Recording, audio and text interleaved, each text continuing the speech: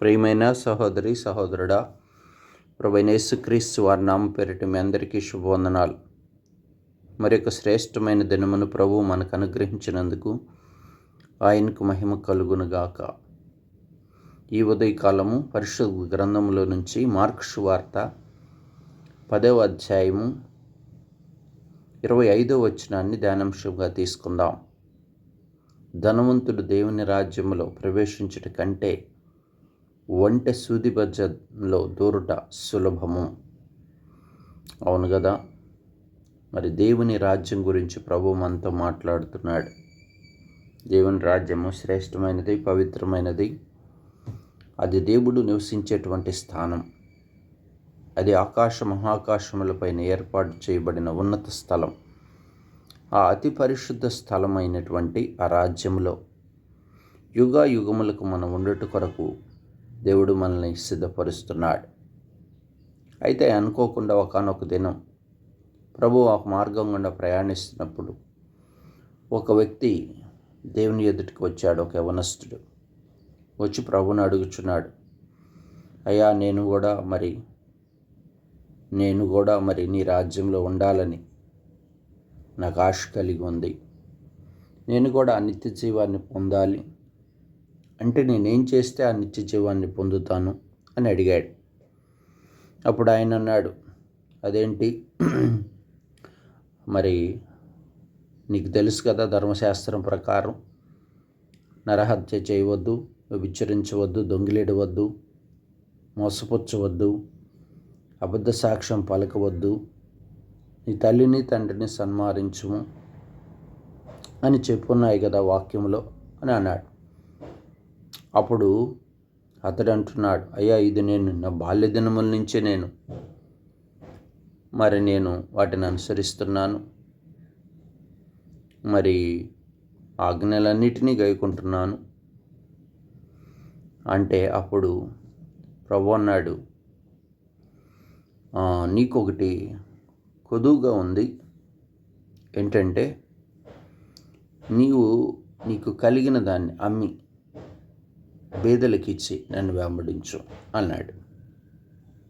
అప్పుడు మిగులు ఆస్తి గలవాడు గనక అతని ముఖం చిన్నబుచ్చుకొని దుఃఖపడి వెళ్ళిపోయాడు.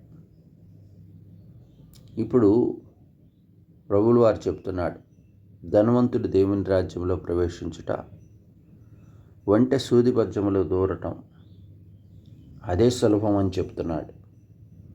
అంటే ధనవంతులు దేవుని రాజ్యంలో ప్రవేశించరా? భూములు కలిగిన వారు, డబ్బు కలిగిన వారు, ఇండ్లు కలిగిన వారు, మరి ఎంతో ధనం కలిగిన వారు, మరి భూమి మీద ధనవంతులైనటువంటి వారు దేవుని రాజ్యంలో ప్రవేశించరా అంటే ప్రవేశిస్తారు. అంటే ధనమును ఆశించి దేవుని ఎరుగక, దేవుని కంటే ధనమును ఎక్కువగా ప్రేమించేవారు, అంటే ఇహలోక సంబంధమైన ధనాపేక్షను విడిచిపెట్టక, దేవుణ్ణి ప్రేమించక, మరి తనకు కలిగిన దాన్ని నమ్ముకునేటువంటి వాడు దేవుని రాజ్యంలో ప్రవేశించడం. ప్రియుడా, నువ్వెలా ఉంటున్నావు నీ ఆధ్యాత్మిక జీవితంలో? నువ్వు కూడా ఆ యవనస్తుడైన ఆ ధనవంతుడిలాగా నీ జీవితం ఉందా? దేవుని నమ్మావు, ఆజ్ఞలను గైకుంటున్నావు, నరహత్య చేయవద్దు, వ్యభిచరించవద్దు, దొంగిలిడవద్దు, అబద్ధ సాక్ష్యం పలకవద్దు, ఇవన్నీ ధర్మశాస్త్ర సంబంధమైన ఆజ్ఞలన్నీ పాటిస్తున్నావు. కానీ లోకమును నువ్వు ఎక్కువగా ప్రేమిస్తున్నావా? లోకములో ఉన్న వాటిని విడిచిపెట్టలేదా?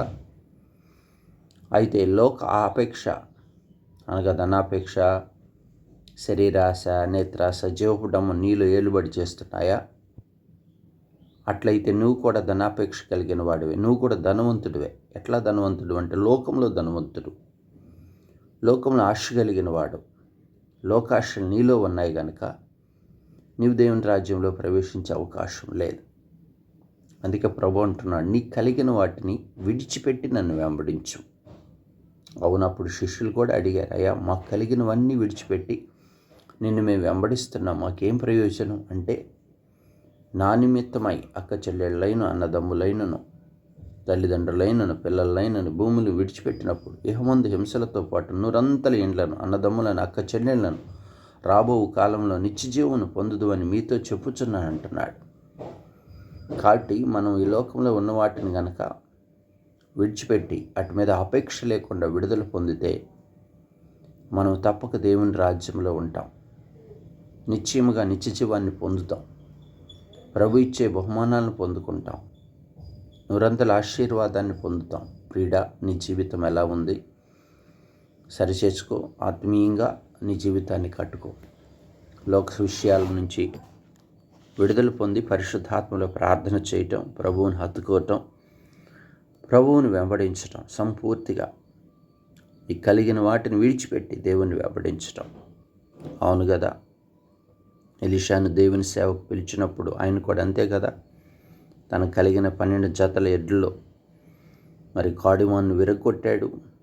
మరి ఎంతో భూమి కలిగిన వాడు, మరి వ్యవసాయం చేయటం చాలా ఇష్టత కలిగిన వాడు. కానీ వాటిని అన్నిటిని విడిచిపెట్టి ఆ ఎడ్ల కాడిమానులు విరగొట్టి ఒక జత ఎడ్లను తీసుకొని బలిగా అర్పించి మరి తాను దేవుని పని చేయుట కొరకై పురుకొల్పుకున్నట్టుగా చూస్తున్నాం. ప్రియుడా, అనుభవం ఎంత గొప్పది.